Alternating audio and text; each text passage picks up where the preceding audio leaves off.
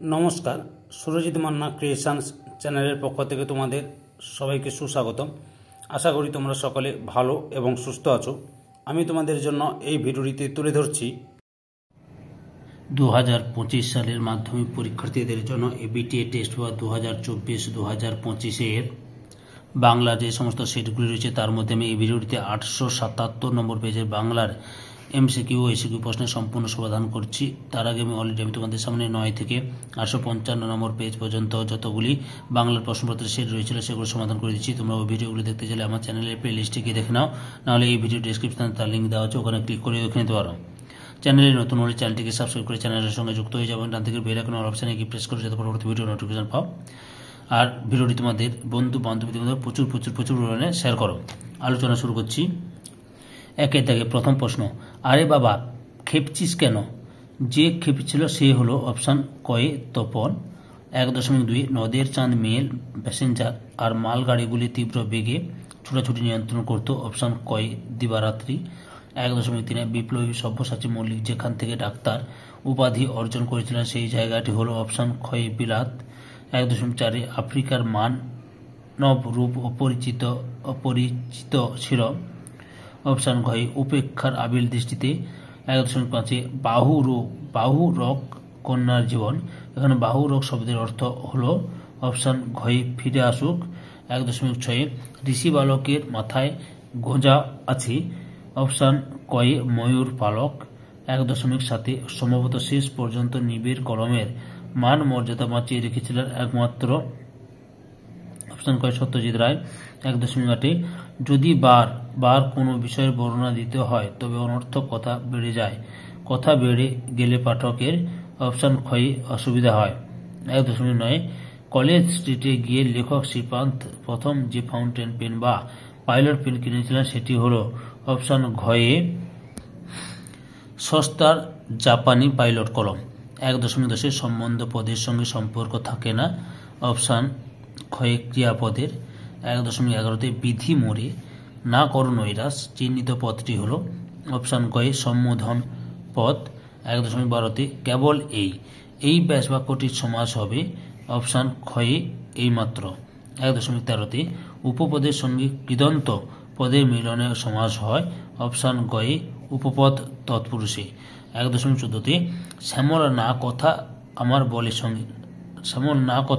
আমার বলে সঙ্গে এই উদাহরণটি বাক্য নির্মাণে যে শর্ত পূরণ করেনি, অপশান কতে আসক্তি। 1.15 খবরদার এ পুঁথি কেউ চুরি করার চেষ্টা করো না অর্থ অনুসারী বাক্যটি হল অপশান গয়ে অনুজ্ঞা সূচক বাক্য। 1.16 দাগে কর্ম কর্তৃবাচ্যে কোন পদের উপস্থিতি থাকে না, অপশান ক্ষয়ে কর্তৃপদের। 1.17 দাগে তারপর যে অতি কষ্টে উঠিয়া দাঁড়ানো হইল, এখানে যে বাচ্যান্তর ঘটেছে তা হল অপশান কয়ে কর্তৃবাচ্য থেকে ভাববাচ্য। 2 দাগে কম বেশি 20টি শব্দে নিচের প্রশ্নগুলির উত্তর দাও। 2.1 যে কোনো 4টি প্রশ্নের উত্তর দাও। 2.1 ইহা যে কত বড় ভ্রম তা কয়েকটা স্টেশন পরে এসে অনুভব করিল, ভ্রমটাকে? উত্তর শরৎচন্দ্র চট্টোপাধ্যায় রচিত পথের দাবি পাঠ্যাংশ। বর্ণিত অপূর্ব ভেবেছিল ভামো যাওয়ার পথে ট্রেনে প্রথম শ্রেণীর কামরায় যাত্রাকালে সকাল পর্যন্ত তার ঘুমের ব্যাঘাত ঘটবে না, কিন্তু রাতে 3 বার ঘুমের ব্যাঘাত ঘটেছিল, এই ঘটনাকে ভ্রম বলা হয়েছে। 2.1.2 অদল বদল গল্পে বাহালি বৌদিকে, উত্তর অমৃতের মা। 2.1.3 তপন প্রথমটা কোন কথাকে ঠাট্টা ভেবেছিল, উত্তর আশাপূর্ণা দেবীর জ্ঞানচক্ষু গল্পে তপনের নতুন মেশো তপনের লেখা গল্প কারেকশন করে পত্রিকায় ছাপানোর কথা বলে তপন তাকে ঠাট্টা ভেবেছিল। 2.1.4 লোভটা সে সামলাইতে পারিল না, এখানে কোন লোভের কথা বলা হয়েছে, উত্তর মানিক বন্দ্যোপাধ্যায়ের লেখা নদীর বিদ্রোহ গল্পে। এখানে লোভ বলতে নদীর সঙ্গে নদের চাঁদের খেলার লোভের কথা বলা হয়েছে। সেই লোভে বশবর্তী হয়ে নদের চাঁদ স্ত্রীকে লেখা চিঠির পাতাগুলো একের পর এক নদীতে ছুঁড়ে ফেলে দিয়েছিল। 2.1.5 জগদীশবাবুর সম্পত্তির পরিমাণ কত, উত্তর সুবোধ ঘোষের লেখা বহুরূপী গল্পে পিটাকারী বিহরিতার মধ্যে জগদীশবাবুর সম্পত্তির পরিমাণ 11 লক্ষ টাকা। 2.2 দাগে যে কোনো 4টি প্রশ্নের উত্তর দাও। 2.2 অস্ত্রের বিরুদ্ধে গান কবিতায় খড়কুটো শব্দের অর্থ কী, উত্তর খড়কুটো শব্দের অর্থ হল সামান্য। 2.2 দাগে শ্রীযুত মাগন গুণীর পরিচয় দাও। উত্তর, সৈয়দ আলাওলের লেখা অশোকে একজন কবিতায় আরাকান রাজসভায় বহু ভাষাবিদ ও কাব্য রসিক আমাত্য ছিলেন মাগন ঠাকুর। তিনি আলাওলের পাণ্ডিত্য, সঙ্গীত নৈপুণ্য ও অন্যান্য গুণের জন্য তাকে সমাদর করে রাজসভায় আনেন। তারই আদেশে আলাওল পদুমাবত অনুবাদ শুরু করেন। শ্রীযুত মাগন গুণী বলতে কবি তাকে বুঝিয়েছেন। 2.2.3 সপ্ত মহাসিন্ধু তোলে। সপ্ত মহাসিন্ধু কি? উত্তর, কবি কাজী নজরুল ইসলামের লেখার প্রলয় উল্লাস কবিতায় পুরাণ মতে সপ্ত মহাসিন্ধু হল লবণ, ইক্ষু, সুরা, সর্পি, দধি, ক্ষীর, জল। প্রকৃতপক্ষে মহাসাগর বা মহাসিন্ধু হল 5টি: প্রশান্ত মহাসাগর, আটলান্টিক মহাসাগর, ভারত মহাসাগর, উত্তর মহাসাগর, দক্ষিণ মহাসাগর। সপ্ত মহাসিন্ধু বলতে কবি সমগ্র লবণময় জলরাশিকে বুঝিয়েছেন। 2.2.4 ইন্দ্রজিৎ যুদ্ধে যাওয়ার আগে রাবণ তাকে কি করতে বললেন?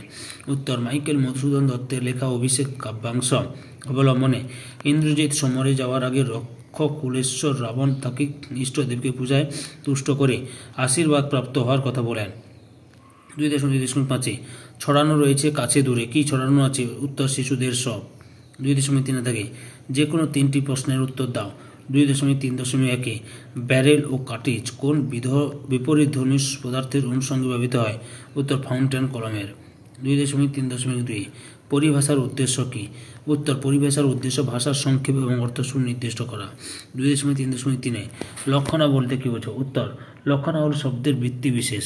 শব্দের মুখ্য অর্থের চেয়ে তার অন্য অর্থে যখন গুরুত্বপূর্ণ হয়ে ওঠে তখন তাকে বলে লক্ষণা। যেমন অরণ্যের দিন রাত্রি এর অর্থ অরণ্যবাসীদের রোজ নামচা। 2.3.4 লেখা শুকনো হতো কি দিয়ে? উত্তর, হারিয়ে যাওয়া কালিকলম প্রবন্ধে শ্রীকান্ত বলেছিলেন প্রথম দিকে লেখা শুকনো হতো বালি দিয়ে, পরের দিকে শুকনোর কাজে ব্লটিং পেপার ব্যবহার করা হতো।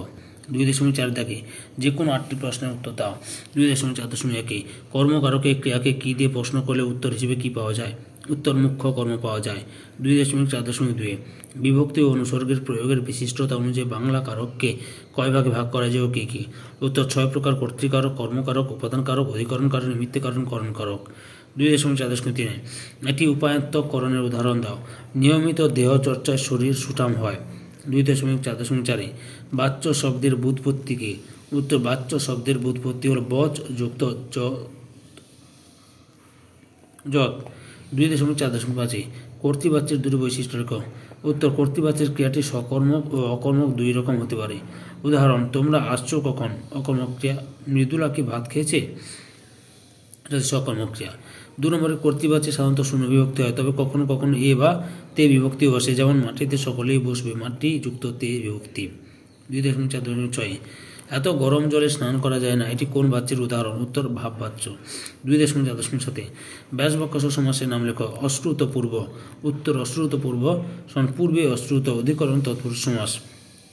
2.4.8 দাবা দশানন শব্দটিকে কোন সমাসের নিয়মে ভাঙা যায়? উত্তর, দশ আনঞ্জা দশানন বহুব্রীহি সমাস। 2.4.9 জটিল বাক্য গঠনের ক্ষেত্রে অব্যয়ের ভূমিকাটি কী? উত্তর, জটিল বাক্যে অব্যয় দুটি শব্দ বা শব্দের গোষ্ঠীর মধ্যে সম্পর্ক গড়ে তুলতে সাহায্য করে। 2.4.10 প্রশ্নসূচক বাক্য কি এবং কি এর পার্থক্য লেখ। প্রশ্নসূচক বাক্যে কি কয়দীর্ঘ কি দিয়ে প্রশ্ন করলে উত্তরে হ্যাঁ বা না হবে না, এবং কি দিয়ে প্রশ্ন করলে উত্তর হ্যাঁ বা না হবে। সম্পূর্ণ ভিডিওটি দেখে আমার চ্যানেলের পাশে থাকার জন্য তোমাদের সবাইকে অসংখ্য অসংখ্য ধন্যবাদ।